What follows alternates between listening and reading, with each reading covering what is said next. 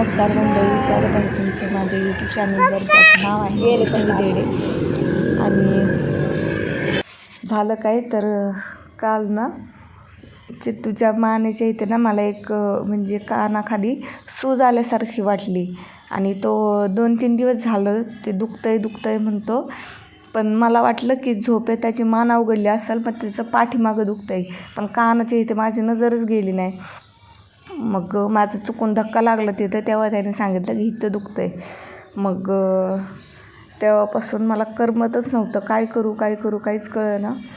मग दुसऱ्या दिवशी सकाळी पटकन कामं आवरली आणि ह्यांच्यासोबत साने गुरुजीला आले मी. साने गुरुजी हॉस्पिटल हडपसरचं, तिथे याला दाखवायला आणले. तर बघू आता काय होते. हे सोडून आम्हाला कामाला निघून गेलेत. आता मी आणि जितू आम्ही दोघंच आहे. आम्ही दोघं आता हॉस्पिटलमध्येच चाललो आहे. आणि हे SM जोशी कॉलेज आहे, साने गुरुजीच्या समोरच आहे हे पण. आता दवाखान्यात तर आलो आहे. दवाखान्यात आल्या सगळ्यात आधी केस पेपर काढायला गेले. तर केस पेपर काढायला एवढी गर्दी होती, बापरे, जवळजवळ माझा अर्धा-पाऊण तास तर तिथंच गेला.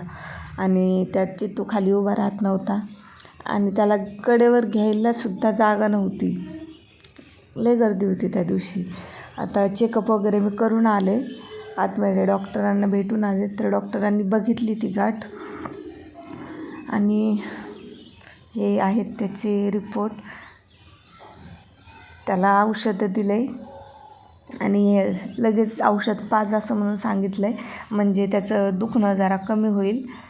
मग सगळ्यात आधी तर मी मेडिकलमध्ये जाऊन त्याला औषध घेतलं आणि त्याला औषध पाजलं. त्यांनी तो कधीच औषध प्यायला कंटाळा नाही करत, पण आज काम काय माहिती त्याने इतका लय त्रास दिला मला.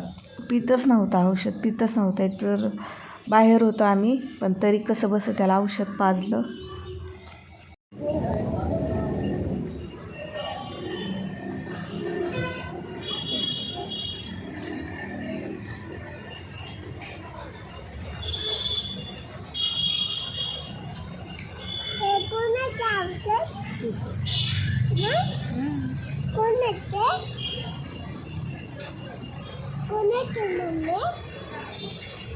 त्याला दाखवलं आहे डॉक्टरांना आणि डॉक्टर म्हणले ती सूज नाही आहे, ती गाठ आहे. त्या गाठीची सोनोग्राफी करायला लावली. तर सोनोग्राफीसाठी 3 वाजेपर्यंत थांबायचं आहे. सोनोग्राफीच्या काउंटरला गेलते मी, तर 3 वाजेपर्यंत थांबा असं म्हणून सांगितलं आहे. तर आत्ता तर वाजले 11:30. 3 वाजेपर्यंत मी इथं काय करू, आणि एवढा वेळ चितू राहणार पण नाही. काय करू काहीच कळत नाही. सध्या तर ना त्याला औषध दिलं होतं, ते औषध द्यायला लावलं आहे. आता बस ते औषधच देते.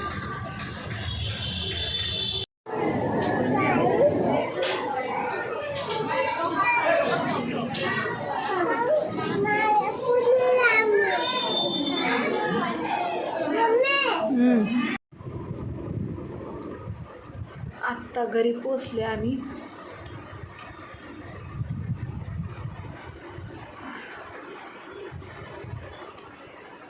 दवाखान्यातून जाऊन आलो आणि सोनोग्राफी करायला लावली ह्याची. तर आज तर काही सोनोग्राफी झाली नाही, कारण मी 11:30 वाजता जवळजवळ चेकअप वगैरे ह्याचं सगळं झालं होतं. आणि त्यानंतर 3 वाजता सोनोग्राफीसाठी बोलवत होते. मग एवढा वेळ मी तिथं थांबणं जमलं पण नसतं. मग त्यामुळे जरा प्रायव्हेटमध्ये पण विचारपूस केली सोनोग्राफीची, पण प्रायव्हेटमध्ये पण काय जमलं नाही. त्यामुळं ह्यांनी सांगितलं मला की राहू द्या, आपण उद्याच जाऊ. उद्या सुट्टी घेतो मी आणि उद्याच जाऊ. उद्या जाऊन सोनोग्राफी करून दाखवू. तर काय माहिती आता काय होते. फक्त देव करो जास्त काही सिरियस नसायला पाहिजे. म्हणजे गोळ्या औषधांनी नीट झालं तर बरंच आहे.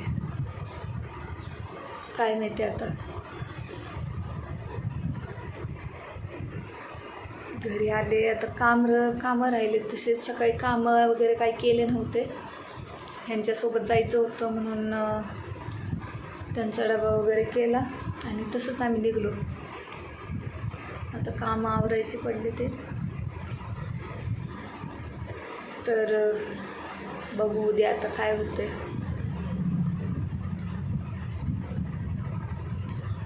रिपोर्टमध्ये काय येते काय नाही येते तुम्हाला मी पुढच्या ब्लॉगमध्ये सांगेलच, कारण आता ह्या ब्लॉगमध्ये तर नाही जमणार. उद्या जेव्हा सोनोग्राफी होईल, जेव्हा डॉक्टरांना दाखवू तेव्हाच कळेल काय झाले नेमकं. बरं, हा ब्लॉग इथेच मी थांबवते आणि जो काही पुढचा ब्लॉग असेल सोनोग्राफीचा आणि चेकअपचा, त्याचा अजून एक ब्लॉग येईल, बनवलं मी तसं तर. आणि त्या ब्लॉगमध्ये तुम्हाला कळेल की काय झालं आहे नेमकी आणि कशामुळे झालं हे पण तुम्हाला सांगेल मी.